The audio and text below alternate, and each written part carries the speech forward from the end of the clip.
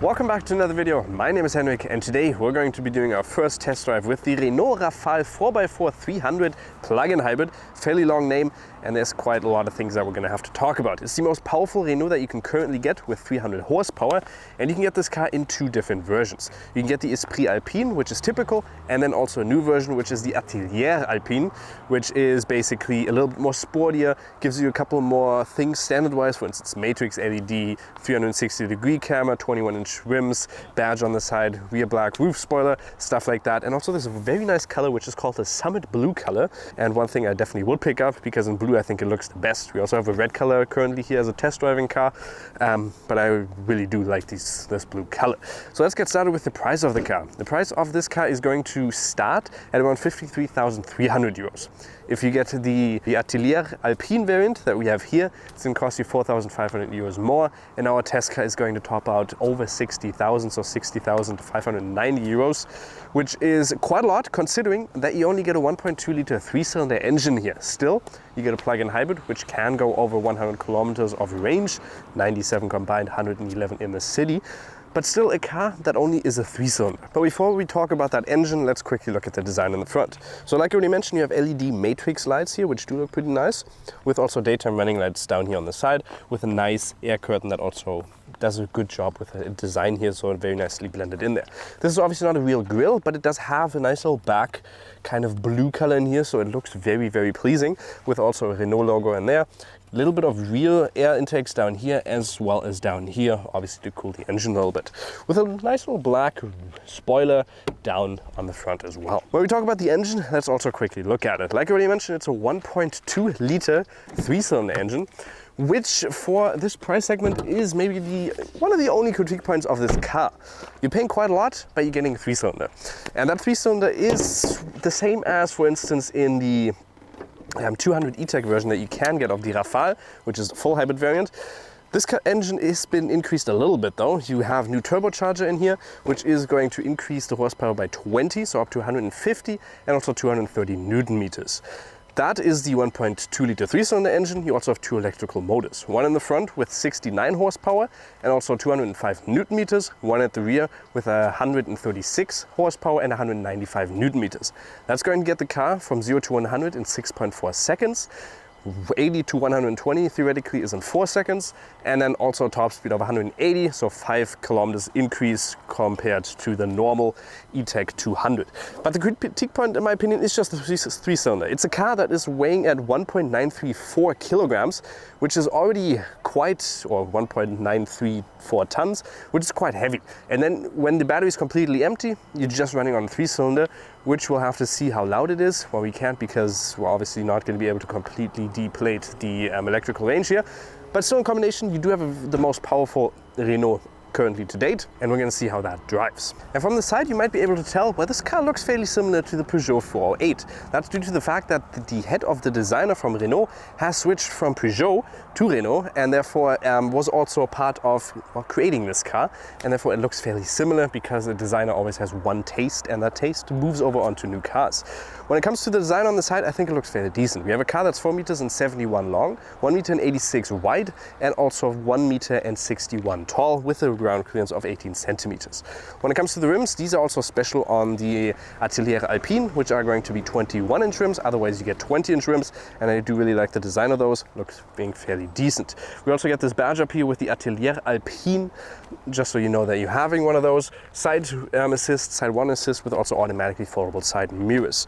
We have this beautiful color, which in my opinion just looks really good. 4Control up here, which is basically all-wheel steering, which allows the rear wheels to turn up to 5 degrees, giving you a turning circle of 1.2 meters less, so 10.4 meters compared to 11.6 if you don't have it.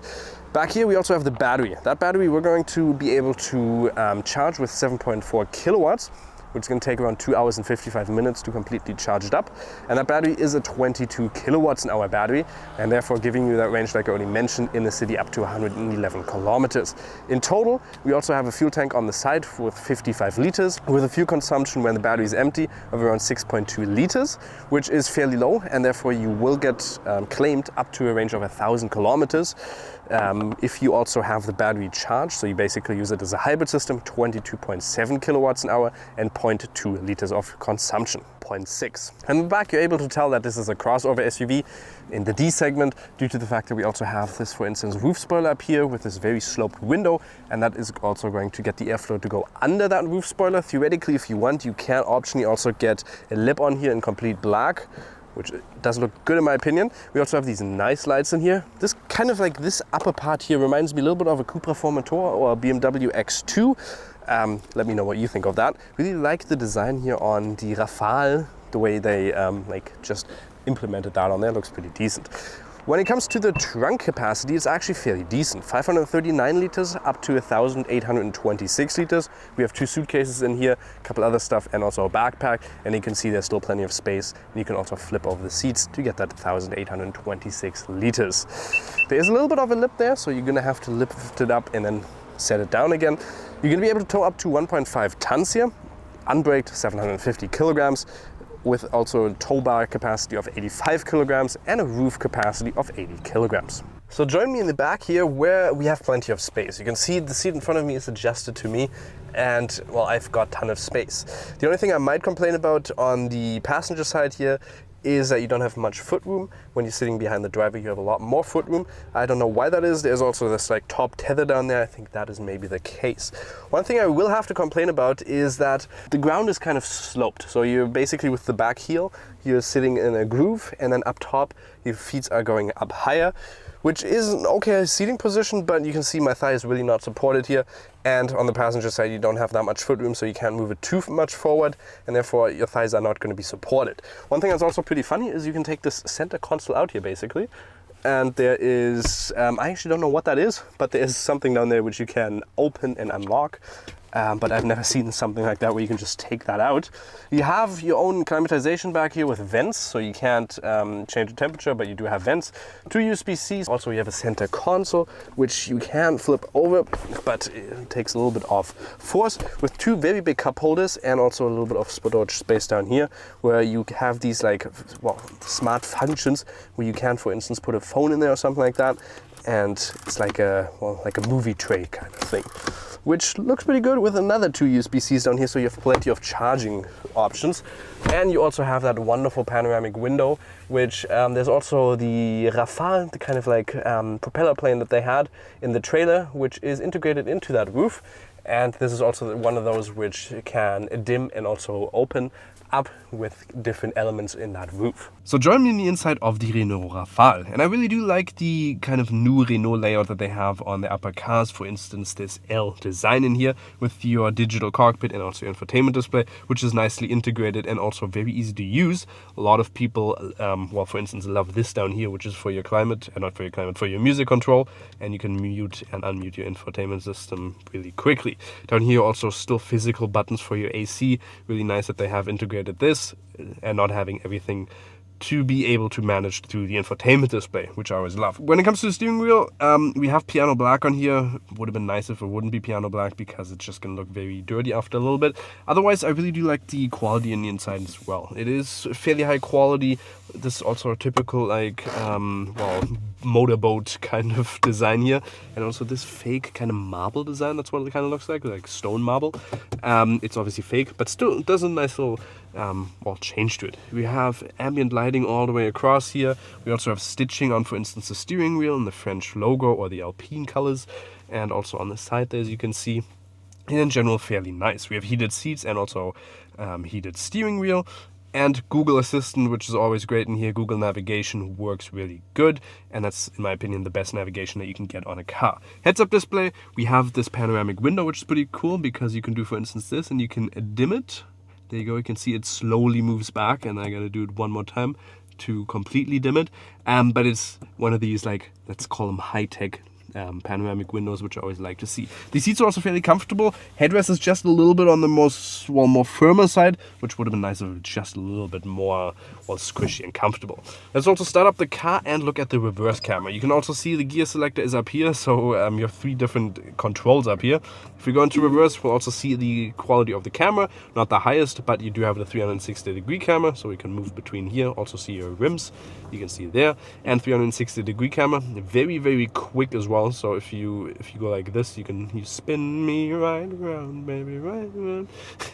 But sadly not in the color of the car, but still nice to have, obviously. What I do want to show you is this dynamic chassis, because it shows you the rear wheel steering that I already mentioned. So if we now, for instance, move a little bit, and if I now turn all the way and look at the turning circles of 10.4 meters, you can see 5 degrees turning in the rear wheels.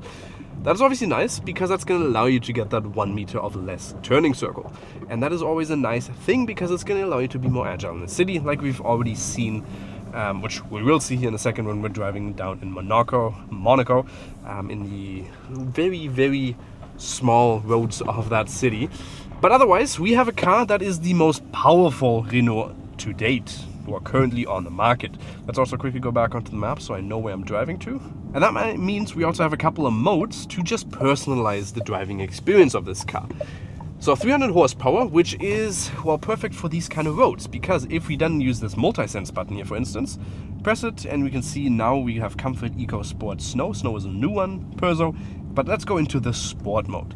And that's going to allow us to get 0 to 106.4 seconds. Don't want to drive too quickly here because it's not well, I can't see that much. But that's going to allow us to get from 0 to 106.4 seconds. And also be very agile, because we have adaptive dampers in here, which do also change considering the drive mode that you're currently in, and also chassis control. You can change all of those personal settings however you want. So you can go into the configure mode, and then you have the steering effort, which I always like to put a little bit more on low, because then it's just going to be more direct. And this is a fairly direct steering wheel, but at lower speeds there, well, at lower turning inputs, then there's not that much feedback, so there's a little bit of a dead zone. That's what I like to call it. In the center here, you can see right here, there's not much, but as soon as you turn a little bit more aggressive, then there is a very direct steering feel.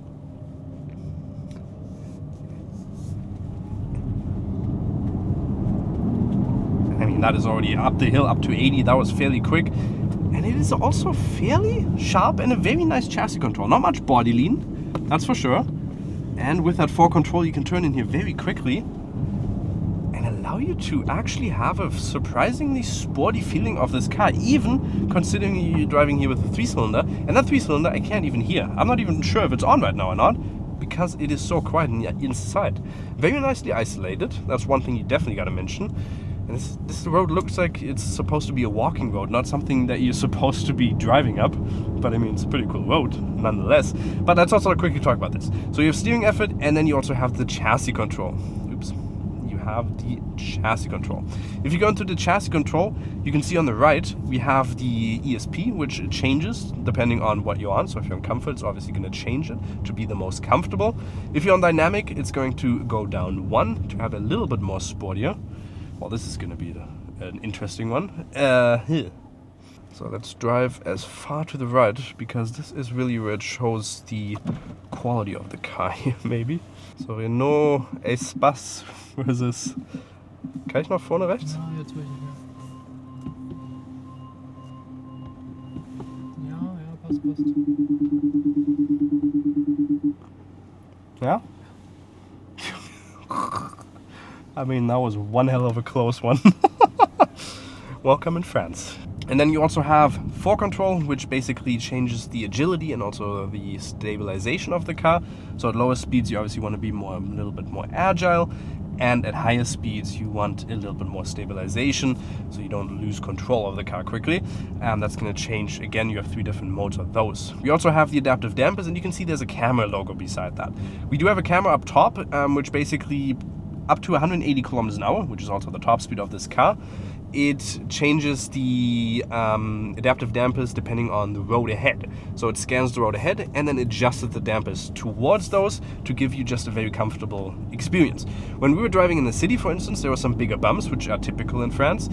And those were smoothed out really, really nicely. So we were really surprised the first time we drove over one, because it was like, oh wow, we almost didn't even notice that.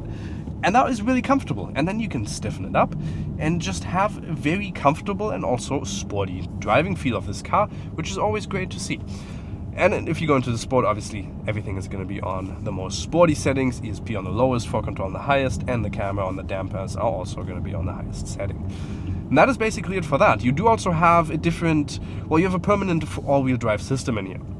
But the nice thing about that, it is, well, independent basically, so they can change the amount of torque to the front wheels and also to the rear wheels. And in the different modes, if you, for instance, are in comfort, then it's going to, well, if you go into eco, it's going to be 185 horsepower that you get, with a tendency to be more front wheel drive bias. If you're driving below 70 kilometers an hour, it's going to be front wheel bias. If you're driving over 70 kilometers an hour, it's going to be rear wheel bias. And if you're driving then in full EV mode, you also have 160 horsepower to you available at all times. If you obviously kick down in any modes, you're going to go up to 300 horsepower just for safety reasons. And EV mode is also capable up to 135 kilometers an hour. If you're, for instance, in comfort, you're going to get up to 250 horsepower with also a variable distribution of the torque. If you're in sport or dynamic, you're always going to get 300 horsepower no matter the situation, and also a tendency to be a little bit more rear wheel bias, so I think around 70%, but they can also go up to 100% front wheel and rear wheel. Then the snow mode is also different. That's 250 horsepower with permanent 50-50 distribution of the torque at all times, just to give you the most optimal traction when you're driving in snow or any like mud or something like that. So join me now on the Strait of Monaco, where the Grand Prix is also held, and up here is also where the podium is at the end.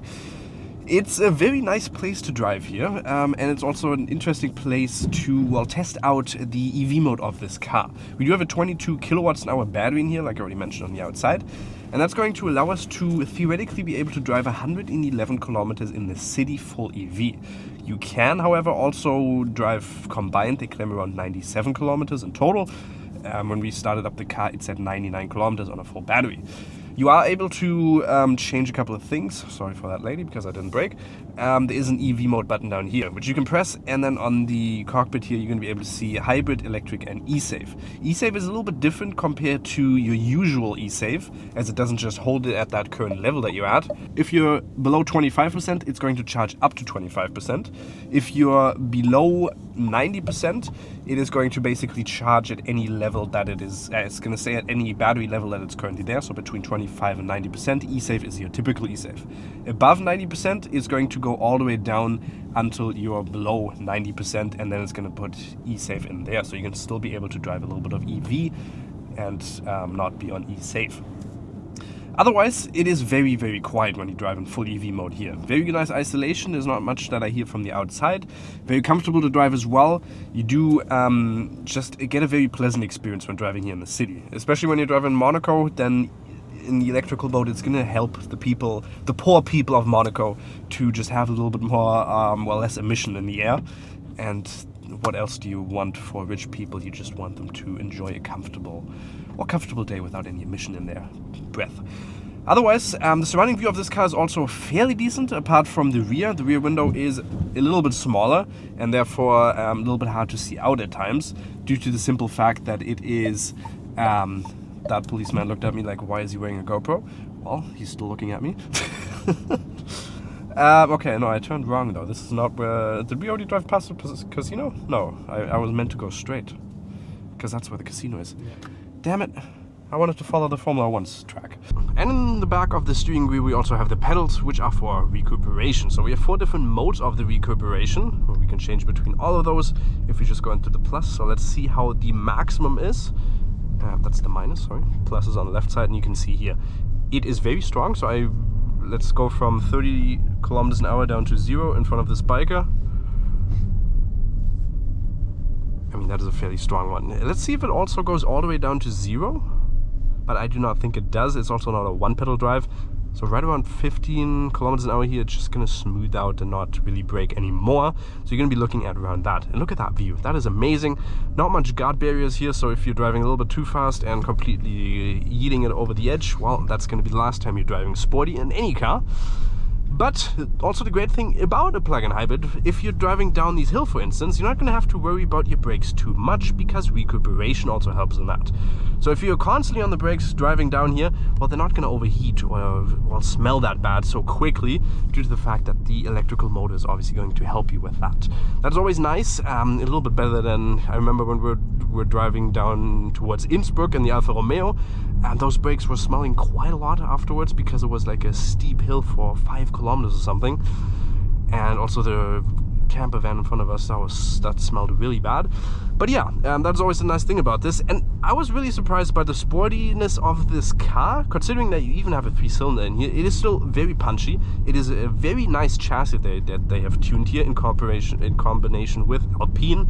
We actually had an Alpine spokesperson here who was the one that also mainly designed and manufactured this chassis, which is really nice. I really do like this chassis. Not much body lean, like I've already mentioned, and it gets you that punch, and that is what this car, I think, is a little bit about. It's the 3-cylinder they did purposely for efficiency, and then that sportiness is also there because of that chassis and those 300 horsepower, which is obviously the most powerful Renault that you can currently buy. And that is the thing I like about this. It is efficient, but it is also more punchy, and therefore a car that I do like to drive, and was quite fun driving around these mountain passes here. But before we end here and go into our conclusion, let's also quickly look at the consumption. Obviously we were driving mainly sporty now, and we were driving in the city as well as driving up the mountain, and now we're just going down the mountain. So it is not a consumption that well, is going to be representative of what is claimed. So we have a 6.5 liters and 24.2 kilowatts an hour. Claimed is around a 0.6 kilowatts an hour and 0.6 liters and 22.7 kilowatts an hour if you use it combined in the hybrid mode. If the battery is completely empty, I think they said 5.8 liters, right? 6.2 liters, something right around there. And I think if you do drive this mainly in the city and use it as a country road, not with much incline, then you're definitely going to get it lower. But 0.2, 0.6, that's not going to be accessible in any car that you drive. You're probably going to get it down to maybe 2, 4, 3 liters, somewhere around there, with 22.8 kilowatts an hour. And if the battery is completely empty, well, we haven't been able to test that. If we get this car in the future, hopefully we will be able to do one of those, as well as a consumption test.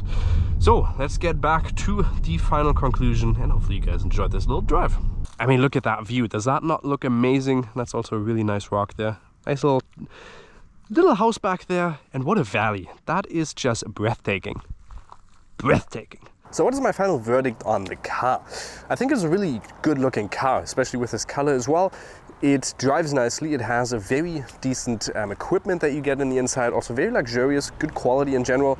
But just like I said, the main critique point is that 3-cylinder engine. When you're looking at the competitors that they even claimed, for instance, you have a Tiguan R-Line, you have, if you want a little bit more premium, which they're also trying to compete with, BMW X2, you have a Volvo XC60, you have the Mazda CX-60, which even has a 3.3 liter 6-cylinder diesel, which is a very efficient and also very good engine. So you're getting half of that. You're getting a 1.2 liter 3-cylinder engine, which is just a little bit of a critique point, but you get a very big plug-in hybrid battery, which is going to allow you to just use it as a daily driver with full EV without having to worry about that engine. So if you're just using this car to commute 100 kilometers maybe a day, then this is perfect, because that's the beauty of plug-in hybrid variants, that they are just have that flexibility of going full EV or even for longer trips, combine both of them, and then also give you a very decent range. Hopefully you guys did enjoy this video. Make sure to subscribe, and sorry about my sound because I am a little bit sick, so hopefully you still did enjoy. We'll see you next time. Bye bye.